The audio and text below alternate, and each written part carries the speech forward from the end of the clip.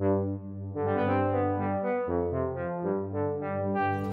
everyone, it's Simon here with a review of AngerForce Reloaded.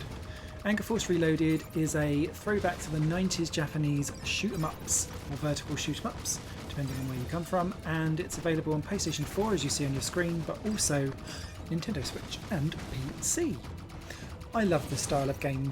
I am terribly, woefully bad at them though, so I often kind of go through on infinite continues and I'm like, I'll see the end eventually. But what Screenbox Studio have done with this game is add in a really great progression curve and difficulty curve tied with some roguelite power-ups that will mean that as you improve you'll get further in the game will get more difficult and you will acquire XP as you go along, which then allows you to unlock power-ups for your ship which will allow you to progress further.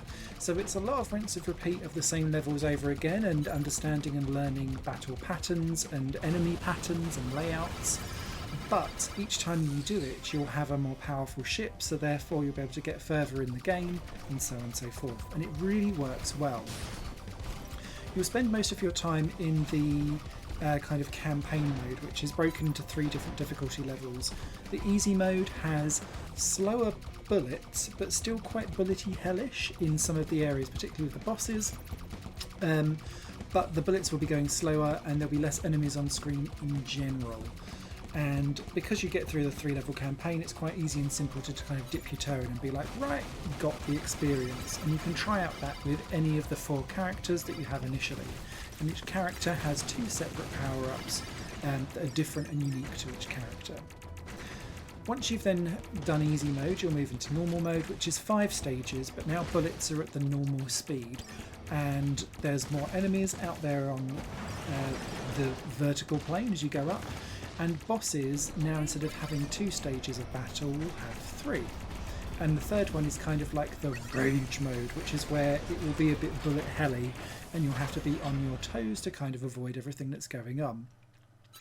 This is where the subtleties of AngerForce Reloaded comes into it, because you have 3 speeds that you can control your ship on. If you're moving around the analog stick normally, you'll be at normal speed, but on the shoulder buttons, I'm talking on a PlayStation 4 now, but L2 lets you go into slow mode, which means that if you're just trying to nudge your way through bullet patterns very minutely, that is perfect.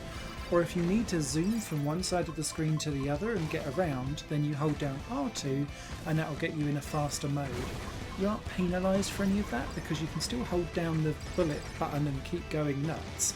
But it's just each one has its own purpose as you go along, and you start to really get that introduced in normal mode. Once you're comfortable with normal mode, you will then go into like elite or expert mode. I can't remember the exact name of it, but that's where all of the stages come out to play.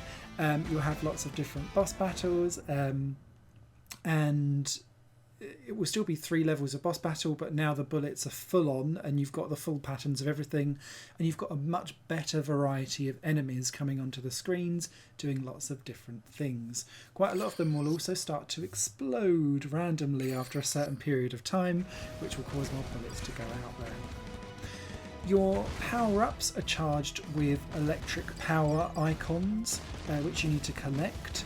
And some of the power-ups that you kind of get at the end of each playthrough when you either die or complete the game will then be helped towards basically making that power-up either recharge itself or recharge itself faster, or have enemies like drop more of this, because when stuff gets really, really busy on the screen, shooting only gets you so far, and you need to start hitting off some of the special abilities to kind of stop enemies going off the screen. And the reason why you're wanting to do that is because most of the trophies for this game tie on having a 100% shoot down rate on all enemies in a level.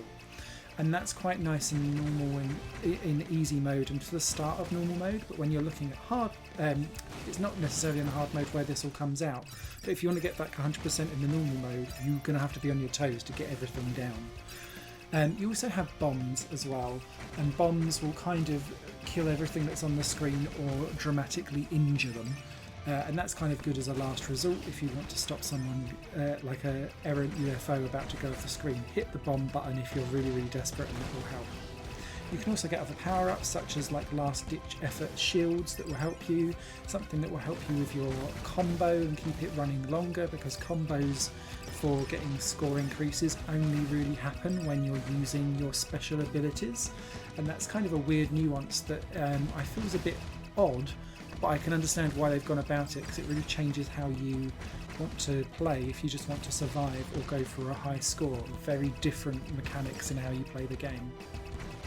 The 4 characters all handle the same, but they, to me at least anyway, but have different bullet spreads, so you just find the one that suits you.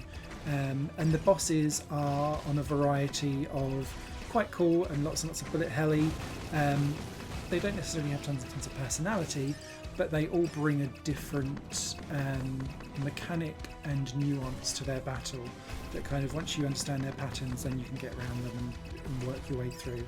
Nothing ever feels like too much or too hard, and because you'll be grinding away anyway, because you're going to need more and more power-ups to get further and further, be that to increase your health, your bomb capacity, your recharge ability, all of these different things you can bulk up on before you kind of go for your big final attack. I had to say, I thoroughly enjoyed myself with AngerForce Reloaded.